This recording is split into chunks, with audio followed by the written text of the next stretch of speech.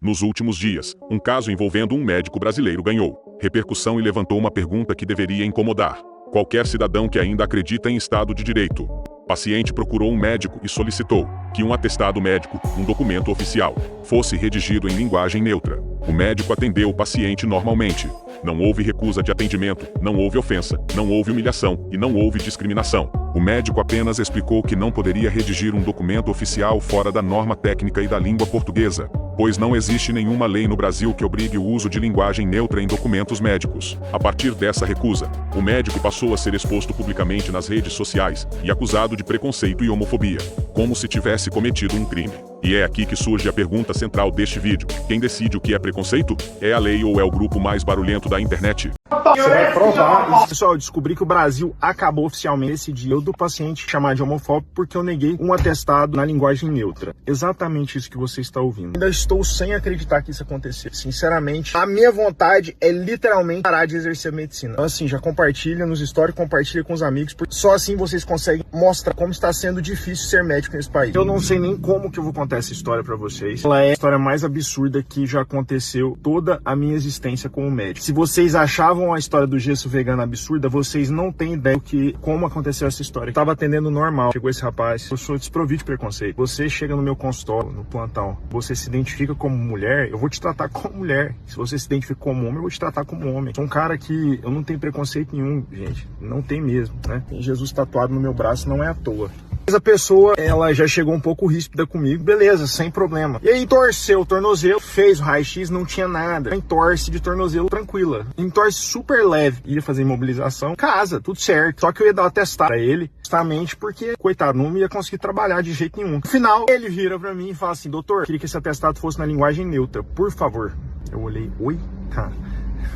Com todo respeito, eu não acreditei. Testado é um documento médico. O pior, nem foi isso. O pior foi ele querer que mudasse a nómina anatômica. Ele queria que colocasse tornozele. Tornozele. Como que eu coloco tornozele? Eu médico, eu vou mudar a nómina anatômica de tornozelo para tornozele.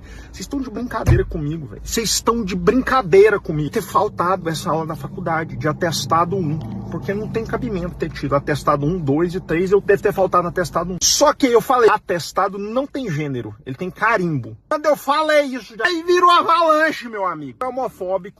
Na hora que ele me chamou a primeira vez de homofóbico, eu falei, ah, não. Eu peguei meu celular e falei, vou começar a gravar. Gravei muita coisa. Postei só um pouquinho pra vocês, porque na verdade nós vamos resolver isso de outra forma. Chama-se justiça, meu querido. Que foi na frente de muita gente, me chamou de homofóbico, na frente de paciente e na frente de funcionário. Então, vamos com certeza resolver isso de outra forma, mas aguarda que o seu tá guardado, meu filho. Falei, meu amigo, como que eu mando isso? O RH vai acabar contigo.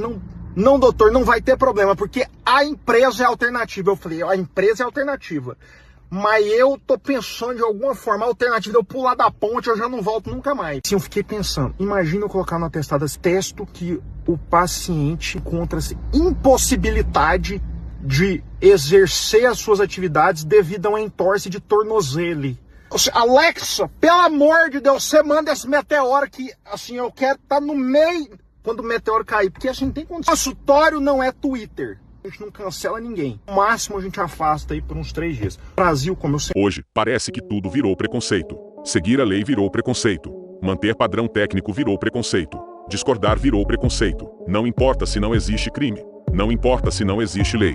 Não importa se não existe obrigação legal. Se um grupo decide que alguém ofendeu, a condenação vem primeiro e o julgamento depois. Se vier, o próprio médico explicou publicamente que um atestado médico não é opinião pessoal, não é militância e não é postagem em rede social. É um documento técnico e oficial que precisa seguir a norma da língua portuguesa e os padrões da medicina. E aqui está um ponto jurídico essencial: não existe, no Brasil, nenhuma lei federal, nenhum decreto presidencial e nenhuma resolução do Congresso Nacional que obrigue o uso de linguagem neutra em documentos oficiais. Ou seja, esse médico não descumpriu nenhuma lei. Mesmo assim, foi exposto, rotulado e julgado publicamente. Esse caso revela um problema muito maior. Estamos assistindo à substituição da lei por pressão ideológica. O processo é simples e perigoso. Entidades militantes pressionam instituições. Instituições emitem notas vagas. Essas notas passam a ser tratadas como se fossem lei. Profissionais passam a ser constrangidos. E quem resiste é exposto e atacado. Isso contorna o Congresso, ignora o voto popular e cria regras sem democracia. Hoje foi um médico. Amanhã pode ser um professor. Depois, um servidor público, ou qualquer cidadão comum. Diante dessa exposição, o médico possui meios legais de reação. Ele pode preservar provas, como vídeos, postagens e comentários. Pode buscar responsabilização criminal se houver imputação falsa de crime ou ofensas à honra. Pode buscar responsabilização civil por danos morais e profissionais. E pode se defender administrativamente caso algum conselho tente puni-lo por descumprir uma obrigação que não existe em lei. Mas esse problema não se resolve apenas individualmente. Ele exige uma resposta coletiva. Nós, cidadãos indignados com essa escalada autoritária e ideológica, não podemos normalizar o abuso. Não podemos aceitar que constrangimento vire regra. Não podemos aceitar que militância substitua a lei. Precisamos cobrar posicionamento de deputados, senadores e governantes. Precisamos exigir leis claras que limitem abusos institucionais. Precisamos usar os canais legais de pressão democrática. E aqui entra o ponto mais importante de todos: as escolhas políticas. Deputados federais têm o dever de criar leis claras, limitar o poder normativo de conselhos e fiscalizar organizações não governamentais e entidades financiadas com dinheiro público. Senadores precisam funcionar como freio institucional, barrando atos abusivos e projetos ideológicos. O presidente da República precisa vetar excessos, nomear ministros técnicos e não aparelhar o Estado. Governadores, deputados estaduais, prefeitos e vereadores também têm responsabilidade direta em impedir decretos e normas ideológicas nos estados e municípios. Nada disso acontece sozinho. Leis não se escrevem sozinhas. Abusos não cessam por acaso. Instituições não se corrigem sem pressão. Hoje tentaram impor linguagem. Amanhã podem tentar impor conduta. Depois, pensamento. Autoritarismo não começa com tanques. Começa quando a lei é substituída pela pressão. No final, a pergunta não é apenas quem decide o que é preconceito. A pergunta é quem você decide eleger para decidir por você.